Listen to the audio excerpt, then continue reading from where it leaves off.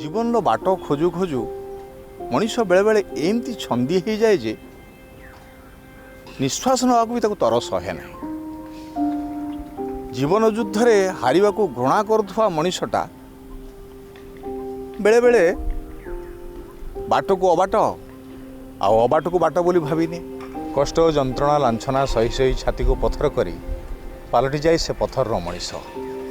ଆଜି ଅକୁଆ କଥାରେ ସେମିତି ଏକ ପ୍ରତିଜ୍ଞାବଦ୍ଧ ମଣିଷର କାହାଣୀ, ଯାହାଙ୍କର ଧୈର୍ଯ୍ୟ ଏକ 45 ବର୍ଷର ଅପେକ୍ଷା।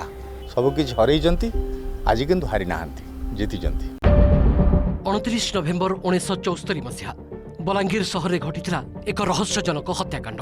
ତରୁଣ ସାମ୍ବାଦିକ ଏବଂ ସମାଜସେବୀ ପରଶୁରାମ ଶତପଥୀଙ୍କୁ ହତ୍ୟା କରାଯାଇଥିଲା। ପରଶୁରାମଙ୍କ ବିୟୋଗର ଶୋକରେ ଭାଙ୍ଗି ପଡ଼ିଥିଲା ପୁରା ପରିବାର। କିନ୍ତୁ ବଡ଼ ଭାଇ ହରେରାମ ଧୈର୍ଯ୍ୟ ହରାଇ ନଥିଲେ। ନ୍ୟାୟ ପାଇବା ପାଇଁ ଆଶ୍ରୟ ନେଇଥିଲେ ଅଦାଲତର। କିନ୍ତୁ ସମୟ ଆଙ୍କୁଥିଲା ଆଉ ଏକ ଭିନ୍ନ ଭବିଷ୍ୟତର ଚିତ୍ର। ବଲାଙ୍ଗୀର ଏସ୍ଡିଜିଏମ୍ କୋର୍ଟ ଏବଂ ଓଡ଼ିଶା ହାଇକୋର୍ଟରୁ ମାମଲା ଯାଇ ପହଞ୍ଚିଥିଲା ସୁପ୍ରିମକୋର୍ଟରେ। ହରେରାମ ସତ୍ୟର ଲଢ଼େଇ ଲଢ଼ିବା ପାଇଁ ବଦ୍ଧପରିକର ଥିଲେ। କୋର୍ଟ କଚେରୀକୁ ଦୌଡ଼ି ଦୌଡ଼ି ବିତିଗଲା ବର୍ଷ ପରେ ବର୍ଷ। ବିପର୍ଯ୍ୟସ୍ତ ହୋଇପଡ଼ିଲା ପରିବାରର ସାମାଜିକ ଏବଂ ଅର୍ଥନୈତିକ ଅବସ୍ଥା। ତଥାପି ପଛଘୁଞ୍ଚା ଦେଇନଥିଲେ ହରେରାମ। ଶେଷରେ ସତ୍ୟର ହେଲା ଜୟ, ହରେରାମଙ୍କୁ ମିଳିଲା ନ୍ୟାୟ। ଦୀର୍ଘ 41 ବର୍ଷର ସଂଘର୍ଷ ପରେ 9 ଜଣ ଦୋଷୀଙ୍କୁ ଆଜୀବନ କାରାଦଣ୍ଡରେ ଦଣ୍ଡିତ କରାଗଲା। ଆଉ ଏମାନଙ୍କ ମଧ୍ୟରୁ 6 ଜଣଙ୍କ ମୃତ୍ୟୁ ହୋଇସାରିଥିଲା। ଏତେ ବର୍ଷର ନ୍ୟାୟର ଯୁଦ୍ଧରେ ହରେରାମ ହରାଇଛନ୍ତି ଅନେକ କିଛି। ତାଙ୍କ ସଂଘର୍ଷ ଏବଂ ସଂଗ୍ରାମର କାହାଣୀ ଆଜି ବି ଗୋଟେ ଗପ ପରି ମନେ ହୁଏ।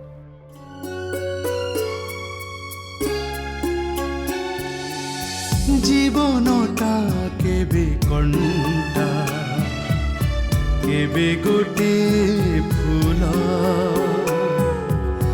কেবে পুଣି জালি দিয়ে সাজিনিয়া ঝুল ছাতি তলে গোটে হৃদয়টে ଅଛି ସବୁ ସ୍ମୃତି ସିଏ ସାଇତି ରଖିଛି। ଆପଣାର ଲୋକ ମିଳିଗଲେ କିଏ ସେଇ ସ୍ମୃତି ପୁଣି ବାଣ୍ଟିବାକୁ ଚାହେଁ।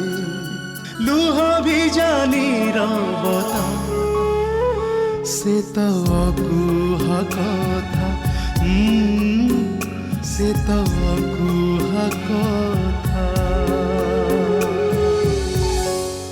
9-10 लोग एक्यूज मान से मैंने ताने घरे भी ये करी अभद्र भाषा गाली गुलज करी बही दुकान के भी आसी थे। बही दुकान में भी मत करे ना कथा तोर भाई की ये कर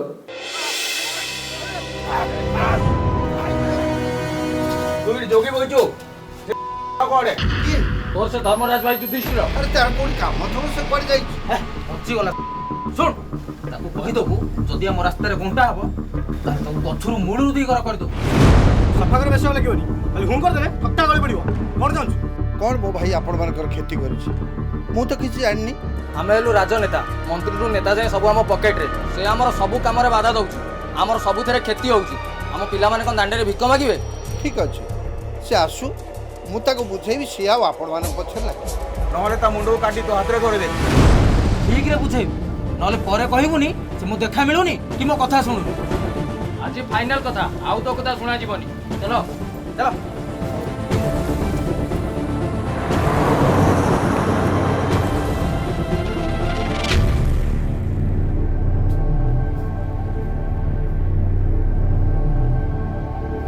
भाई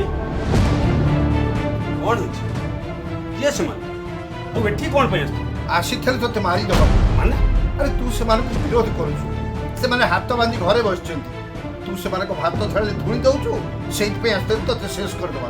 भाई मु तो किसी भूल करिनी बरं भूल से माने करती दादा बटी टेंडर फिक्सिंग ठिकादारी 2 नंबर धंदा सब लोकन टका से हरिलुट करचंती मु तार प्रतिवाद करिछि त माने मु कोन भूल करिछि।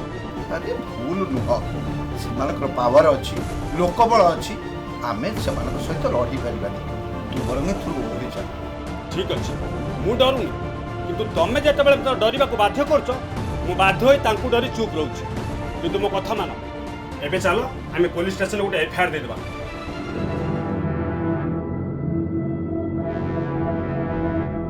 एटा कोन सर एटा एफआईआर कॉपी 10-12 ଜଣ ଲୋକ ଗୋଟେ ଖୋଲା ଜିପ୍ରେ ଆସି ଆମ ଘରେ ପହଞ୍ଚି ଗାଳି ଗୁଲଜ କଲେ।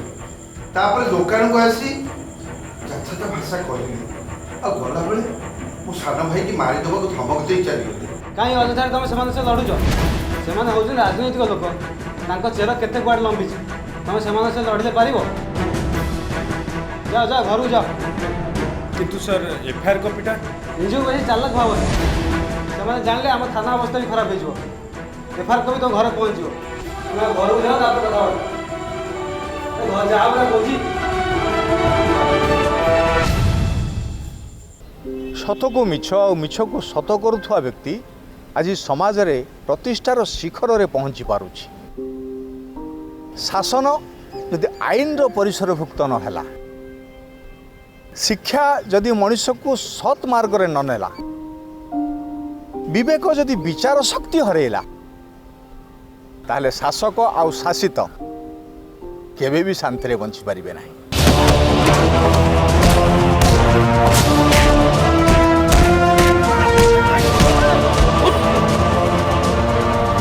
ବହୁତ ବୁଝେଇଲି, କିଛି ବୁଝିଲୁନି। ତୋ ଘରେ ଯାଇ କହିକି ଆସିଲି। ତୋ ଘର ଲୋକ ବି ତତେ ଠିକ ବାଟେ ରଖିପାରିଲେନି। ଆବେ ବଜାରରେ ଯାଇକି ତୋ ଭାଇକି ବୁଝେଇଲି, ଯିଏ ତତେ ତା ଜୀବନଠୁ ଅଧିକ ଭଲ ପାଏ, ସେ ବି ଭାରିଲାନି। ଶେଷରେ ଯାଇ ଏଫଆଇଆର ଦେଲୁ, ପୁଣି ଆମ ନାଁରେ ସବୁ ସୀମାଟା ପିଗଲୁ। ଆଉ ସହି ହବନି। ଭାଇ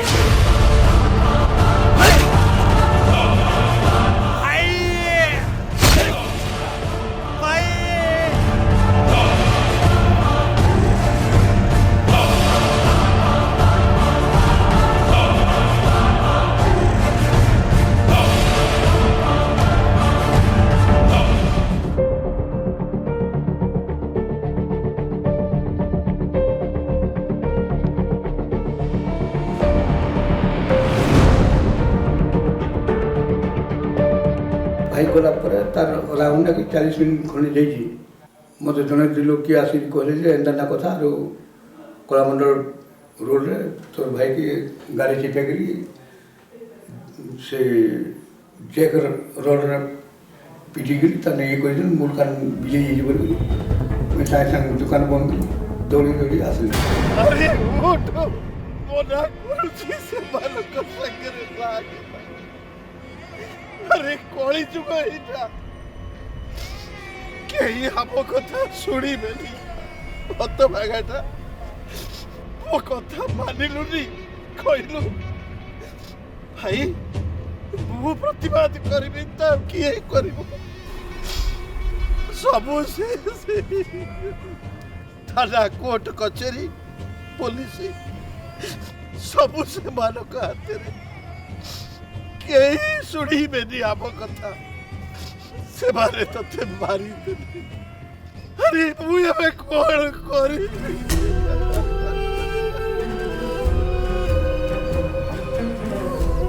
ମୁଁ ତତେ ଧରି ଶପଥ କରି କହୁଛି, ମୁଁ ସେମାନଙ୍କୁ କାହାରିକି ଛାଡ଼ିବିନି। ସେମାନେ ସମସ୍ତେ ଅନ୍ଧାର କୋଠରୀ ଭିତରେ ସଡ଼ିବେ। ସେମାନଙ୍କ ଡାକ କାହାରିକି ଶୁଣାଯିବ।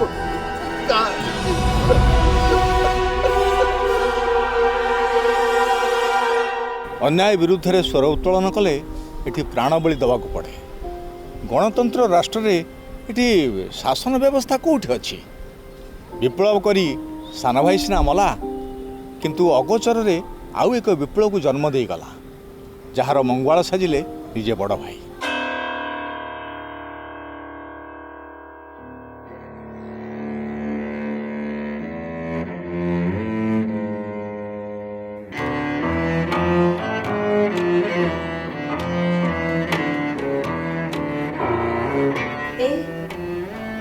ଏମିତି ଗୁମ୍ ମାରି ବସିଲେ କ'ଣ ହବ?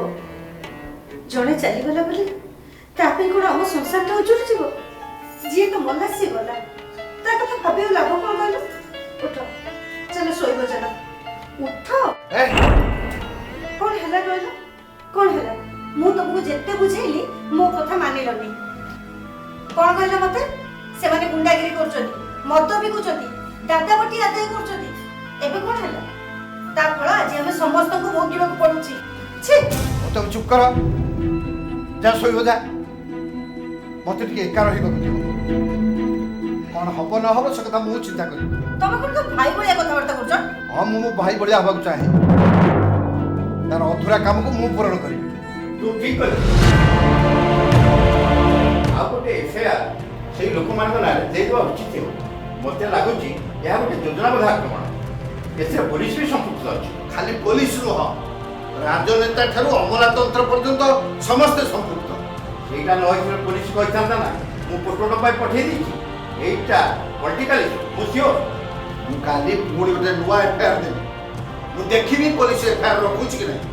ଆଉ ମୋ ଭାଇକି ନ୍ୟାୟ ନ ଦେବା ପର୍ଯ୍ୟନ୍ତ ମୋ ଆଖିକି ନିଦ ଆସିବ। କ'ଣ ଭାବିଛ ଏମିତି ବଡ଼ ଲୋକଙ୍କ ପାଖରେ ଲାଗିଲେ ତମକୁ ସେ ଲୋକ ଲଜ୍ଜା ସହି ନ ପାରି ପୁଳେ ପଇସା ଫୋପାଡ଼ି ଦେବେ, ତମେ ବଡ଼ ଲୋକ ହେଇଯିବ। ସେ ଜିପ୍ କାହା ନାଁ ରହିଛି ତମେ ଜାଣିଛ? ଗୋଟେ ଫଲ୍ସ କେସ୍କୁ ଆଣି ତମେ ପଲିଟିକାଲ ମୋଟିଭେଟ୍ କରୁଛ। ଦିଅ କାହା ନାଁରେ କେସ୍ ଦେବ ଦିଅ, ସମ୍ଭାଳିବ ତାପରେ। ଭଲ କହିଲେ ଭୁଲ ବୁଝିଛ। जीव के ये कले ना जेन एक्यूज मानकर ना एफआईआर होता से मानकर घर के जाकरी इनक्वारी कले जेन फॉल्स रिपोर्ट देला इताके कोर्ट सामने हॉस्टल डिक्लेयर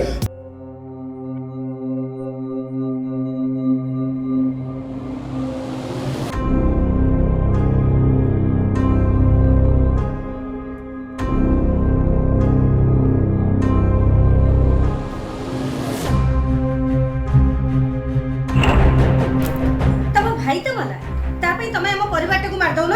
तमर कौन असुविधा होछ कहलो? कोन असुविधा माने? होशियार मो भाई विरुद्ध जे पदे न कुह। समस्त तो कहउछ जे सेटा फॉल्स केस। तमे कोन से फॉल्स केस को सत्य कर दबो ना हाई कोर्ट रे जाई लड़ीबो? पिला मन को बही खाता नै, ड्रेस सब चिरी गलानी। से कथा चिंता न करी सब पैसा से भाई पछर खर्च कर दियो। हम गोटे मनुष्य को जे कोन कहबी किछि भी बुझी पाबी। कहू न कुह कौन कहबो कुह। हेले सुनी रख, आज ठारू केस खर्च पाई घर को टंका टाइप देबी। देखो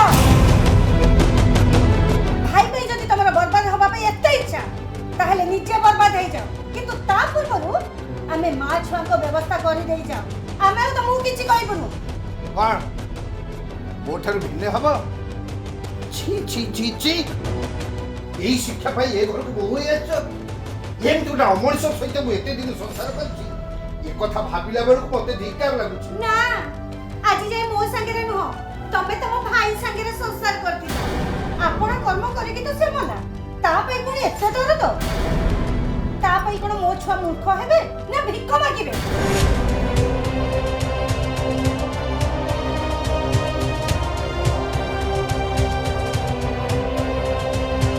सुन मो भाईटा जदि तम पुओ की भाई ही था चुप रहलो कहीं कुह। देखो मु तम संगे जुक्ति करबा चाहनी। मोर आज ठारू तम संगे किछि भी संपर्क नै।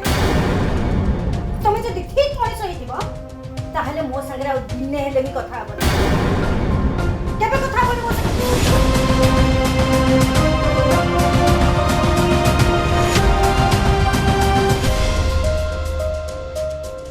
ରାମପୁରୀ ଭାଇ ପାଇଁ ଲକ୍ଷ୍ମଣ 14 ବର୍ଷ ବନବାସ ଯାଇଥିଲେ ସ୍ତ୍ରୀକୁ ଏକା କରି। ଏଠି ବି ଠିକ୍ ସେଇ ଏକା କଥା।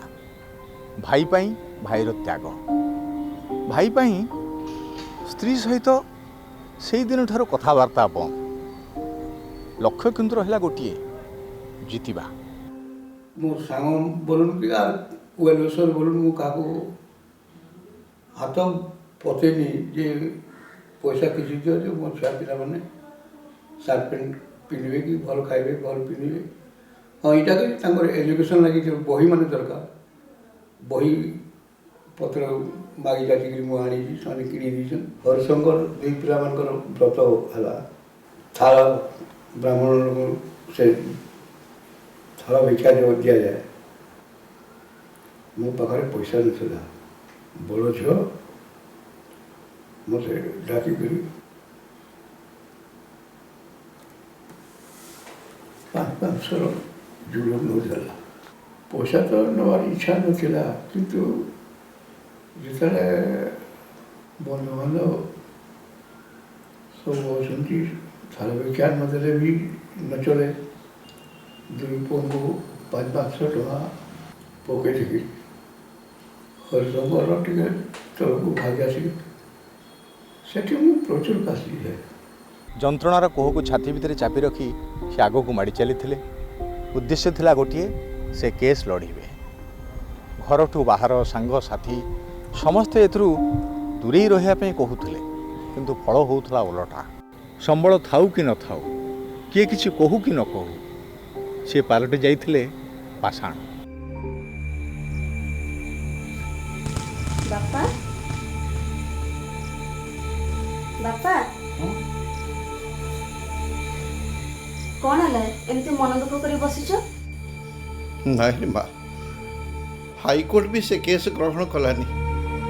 କହିଲା ଏଇଟା ଗୋଟେ ଫଲ୍ସ କେସ୍, ଏଥିରେ କିଛି ସତ୍ୟତା ନାହିଁ। ମୁଁ ଜାଣିପାରୁନି ମା, ମୋରି କପାଳକୁ ଏସବୁ ଘଟୁଛି କାହିଁକି? ଭଲ ହେଲା, ତମ ଭାଇ ପାଇଁ ତମେ ଯେତିକି କଲ ଆଉ ଆଗାଓନି। କଷ୍ଟ କରି ଲାଭ କ'ଣ? ତା ଛଡ଼ା ତମେ କ'ଣ ଏକା କଷ୍ଟ ପାଉଛ? ଆମେ ପାଉନୁ? ଯିଏ ମଲା ସିଏ ଗଲା, ସେ କଥା ଭୁଲି ଯାଅ। ଆଉ ଆଗକୁ ଆଗାଓନି। ଇନ୍ସୁରାନ୍ସ ପଇସା ଉଠି ମୋ ବାହାଘରଟା ସିନା କରିଦେଲ, ହେଲେ ଏ ଘର ପାଇଁ ତମକୁ କିଛି ନା କିଛି କରିବାକୁ ପଡ଼ିବ। ସେ କଥା ଭାବୁନ କାହିଁକି? ତମ ଘର କଥା ତମ ଭାଇ ବୁଝିବ, ହେଲେ ମୋ ଭାଇ କଥା ମୁଁ ବୁଝିବି। ଦରକାର ହେଲେ ମୁଁ ସୁପ୍ରିମ କୋର୍ଟକୁ ଯିବି।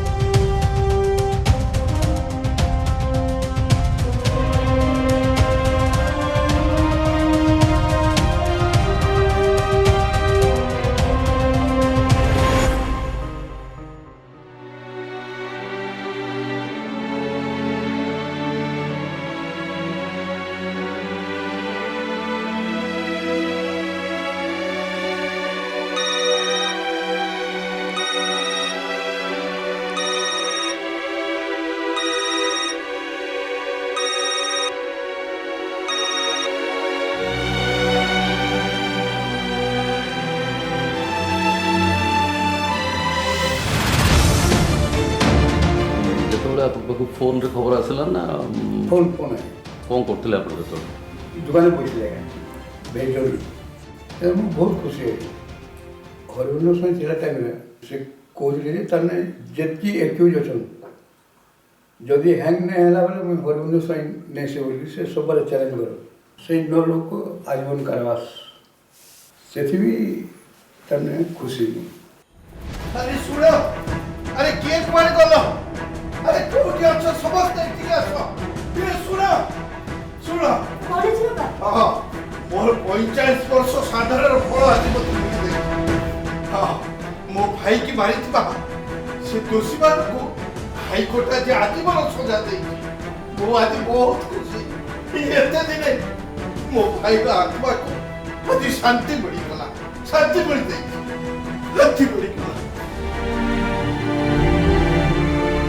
ମୁଁ ଛାଡ଼ିଛି ମୋ ଜିତିବା ଖବର ଶୁଣି ତମେ ମାନେ ଖୁସି ହବ, କେବଳ ଚଢୁକୁ ଛାଡ଼ି। ମୁଁ ଜାଣିଛି ମୋ ଭାଇର ଅପରାଧୀକି ଧରିବା ପାଇଁ ମୁଁ ମୋ ପରିବାରକୁ ଅବହେଳା କରିଛି। ମୁଁ ଜାଣିଛି, ସେଥିପାଇଁ ମୋ ପରିବାର ରସାତଳକୁ ଯାଇଛି। ମୁଁ ଠିକ ଭାବରେ ମୋ କର୍ତ୍ତବ୍ୟ କରିନି। କର୍ତ୍ତବ୍ୟ ଥାଏ ସାଙ୍ଗମାନଙ୍କ ପାଖରେ ହାତ ପାତିଛି। ଖରା ବର୍ଷା ଶୀତ କାକର କେହି ମୋତେ ଅଟକେଇ ପାରିବେ। ଅନେକ ହେଇଛି, କେବଳ ଏହି ଜିତିବା ପାଇଁ। ଗଲୁ ଆଇନାଟା ଏ 45 ବର୍ଷ ଭିତରେ ମୁଁ ନିଜେ ନିଜକୁ ଦେଖିଲି।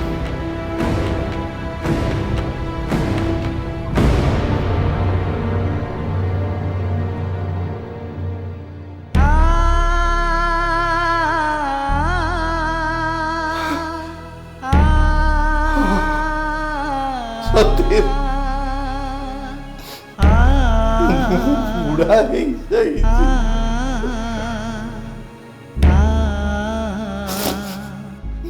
ବୁଢା ହେଇଯାଇଛି।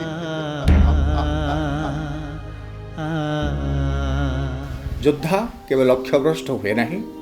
ଜିତିବାର ନିଶା ତା ଏକାଗ୍ରତାକୁ ଶାଣିତ କରେ। ସଫଳତାର ପାହାଚ ଚଢ଼ିବାକୁ ହେଲେ ନୀଳକଣ୍ଠ ପରି ସବୁ ବିଷକୁ ପାନ କରିବାକୁ ପଡ଼େ। ଆଉ ଅର୍ଜୁନଙ୍କ ଭଳି କହିବାକୁ ପଡ଼େ, ମୁଁ କେବଳ ପକ୍ଷୀର ଗୋଟିଏ ଆଖିକୁ ଦେଖିପାରୁଛି ଗୁରୁଦେବ।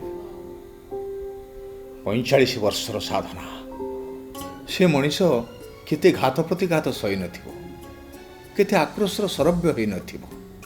ସେସବୁକୁ ଖାତିର ନ କରି ସେ ଭାଇ ପାଇଁ କରିଛି ଭାଇର କର୍ତ୍ତବ୍ୟ, ଆଉ ପାଇଛି ଭାଇ ସମ୍ପର୍କର ମୂଳ। ନ୍ୟାୟର ହେଇଛି ଜୟ। ନମସ୍କାର। ଆଉ ଗୋଟିଏ କଥା କହି ରଖୁଛି, ଯଦି ଆପଣମାନଙ୍କ ପାଖରେ ଏମିତି କିଛି ଅକୁହା କଥାର କାହାଣୀ ଥାଏ ତାହେଲେ ଆମକୁ ନିଶ୍ଚୟ ଜଣାଇବେ। ଆମ ଠିକଣା ଲେଖନ୍ତୁ।